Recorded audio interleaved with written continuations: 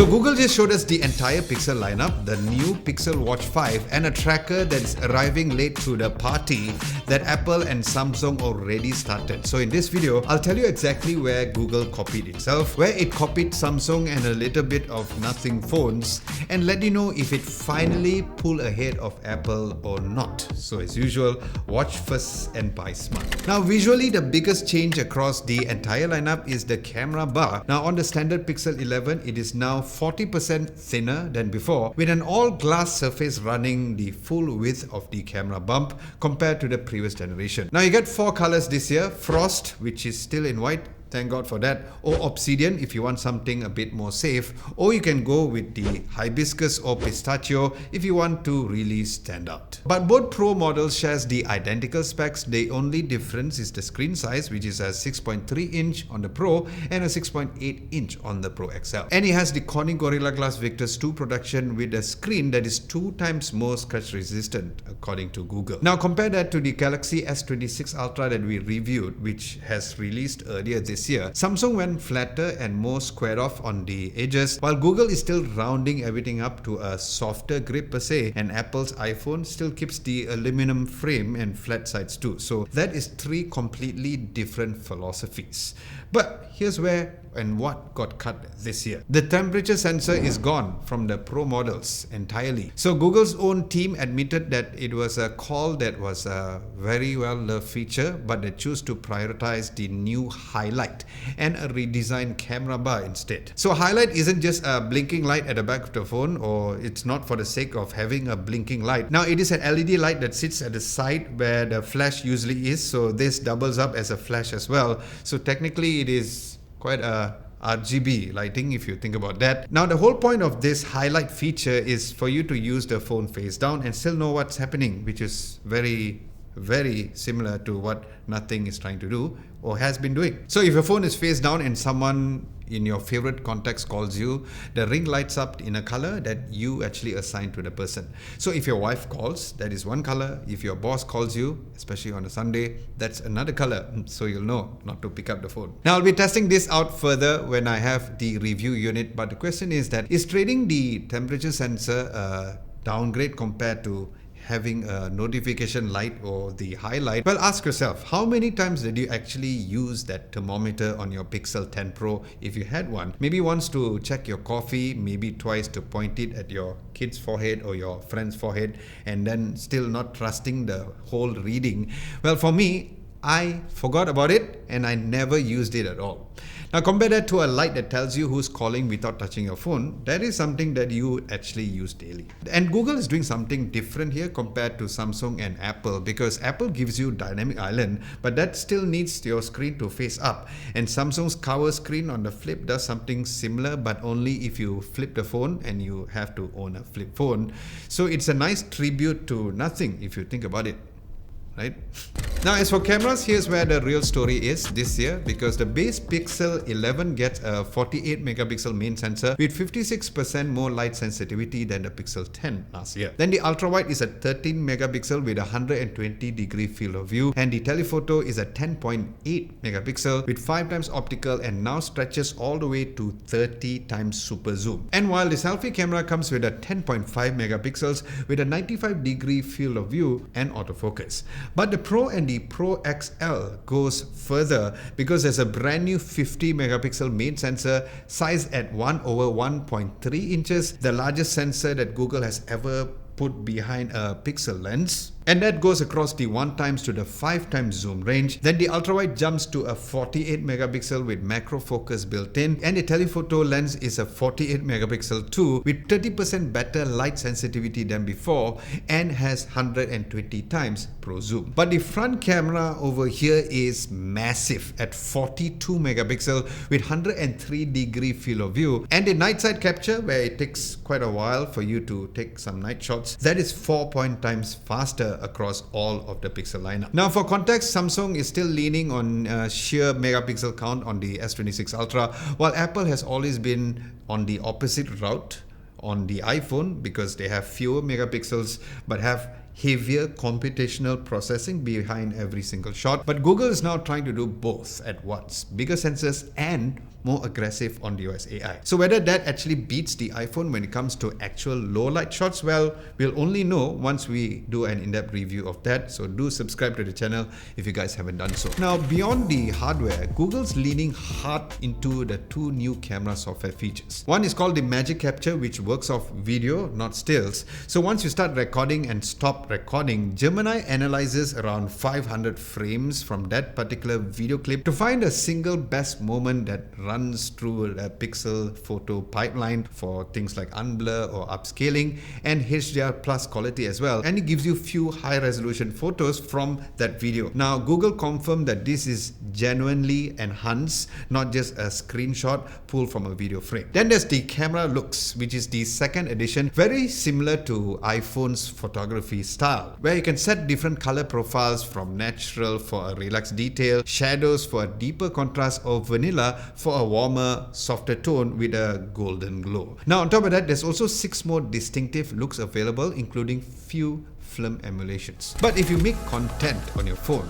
Creator Suite is aimed straight at you because it adds a screen teleprompter that scrolls as you talk, automatically adjusting the pace to match your delivery. Then there's also the Creator tab in the video settings menu now, with an audio visualizer for mic checks, social media guidelines built right into the viewfinder. Then video quality has also apparently jumped a lot too, where Google calls this the best video Pixel has ever shot.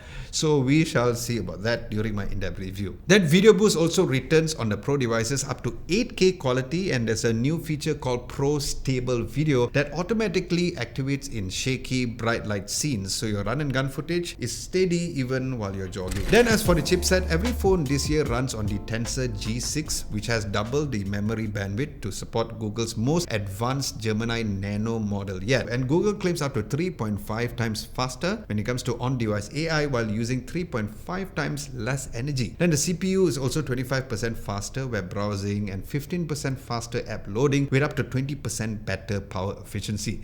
Now, as usual, once again, we'll test that out when we have the phone and also test it daily as opposed to all of these synthetic benchmark tests. Then there's also the Titan M3 security chip with safeguards built in specifically against future quantum computing attacks. Now that is really forward thinking because Google is quietly doing this and quietly catching up to conversations with Apple's Secure Enclave and Samsung's Knox platform that has been around for years. Then the Pixel 11 Pro and the Pro XL now offers a 16GB of RAM and the standard Pixel 11 6 to 12. So all of this means that if you are coming from a Snapdragon powered flagship device, don't expect Tensor to win on raw benchmark test numbers because Google has always played a different game over here, optimizing for AI workloads over pure horsepower. Then battery capacity, the base Pixel 11 has 4985 mAh, while the Pro has a 4850 mAh and the Pro XL has 5115 mAh.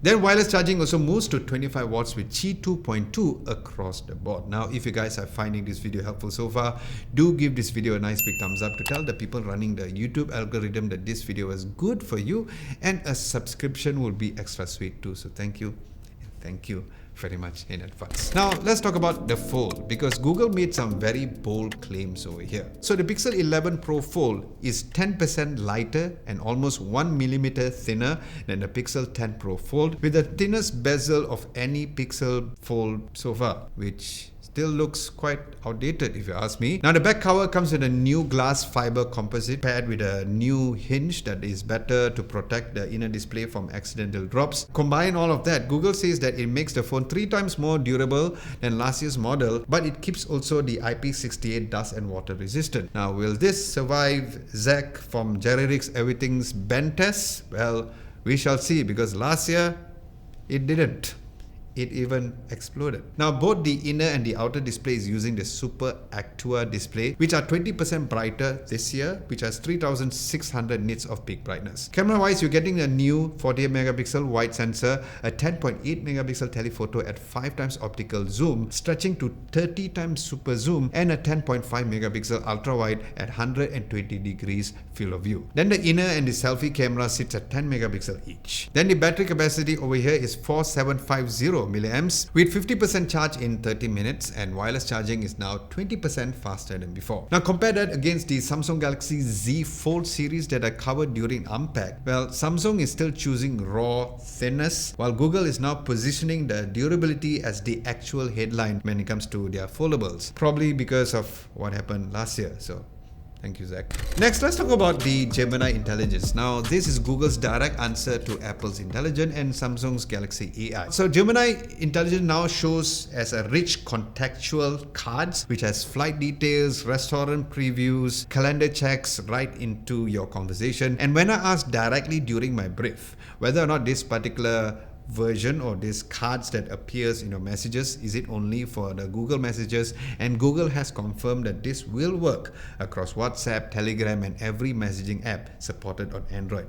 And that is a real meaningful difference from Apple Intelligence, which only leans towards the Apple's own ecosystem of apps. So we shall see when I test the phone daily as well. Then there's a new voice input feature called Rambler, which is built to handle the way we usually talk, like talking to your friend or even talking to the camera like this, where it includes things like filler words, and if you change your mind, it actually disconnects that or discounts that, and it actually cleans up to something very readable, with an option of also adding emojis after the fact as well. Now that is something that we haven't tested out yet, but yes, stay tuned once again for this particular feature during our in-depth review. Then Live Translate now dubs audio in real time across YouTube and select video and podcast apps too, not only phone calls like what it did last year. Then Circle to Search also works directly into the camera's viewfinder as well. Now before I talk about the watch, Google is also finally entering the tracker space with Google Pixel Tag. Now it runs on Android's Fine network, where it uses both Bluetooth and the ultra wideband on the Pro phones, and it also uses a replaceable coin cell battery. Now you can even ask Gemini through your Pixel Buds to ring it for you, but it's not out yet until the month of November, so we'll talk properly about it then. So yes, Google is very late over here because Apple has AirTags since 2021 and Samsung had smart tags around the same time too. So the only reason that this matters now is because of the Android integration, which is one thing that Apple cannot touch. Now quickly on the watch, because I know some of you are here only for the phones. Well, Pixel Watch 5 runs on Snapdragon W5 Gen 2, which is about 20% faster overall. Now Google claims that its new GPS route tracking is 2 times more accurate than the previous Pixel watches, and during the Q&A session that we had after the briefing, they actually says that it also beats the Apple Watch Ultra 3 and the Garmin Fenix X Pro on route accuracy and tough environments. Now that is quite a big claim to make, because these two watches are quite serious runner watches, especially the Garmin, and I believe that is something that should be tested, hopefully by anyone who is planning to have these watches. Then there's also the new Health Guardian feature tracking blood pressure trends and insulin resistant trends monthly. Now Apple already does hypertension alerts, so that part isn't new, but insulin resistant on your wrist, that is something that nobody else is shipping right now. Then the battery holds about 40 hours and price starts at 1,799 ringgit. Now if you want a written version of this video, we do have one at our website at www.adamlobo.tv. Links to the website will be down below, where we also have some daily tech tips and daily tech news over there too. Now Google didn't reinvent the Pixel this year, it refined every part of it. When it comes to the price, yes, there is a slight price increase, or depending on how you look at it, it might be quite a lot, because the Pixel 11 starts at 3,999 ringgit, the Pixel 11 Pro starts at 4,999 ringgit, the Pixel 11 Pro XL 5,999 ringgit, and the Pro Fold at 7,999 ringgit, and all starting at 256 gigabytes of storage. So do let me know down below which one you are actually interested in, and I'll do a review based on what you want me to do first.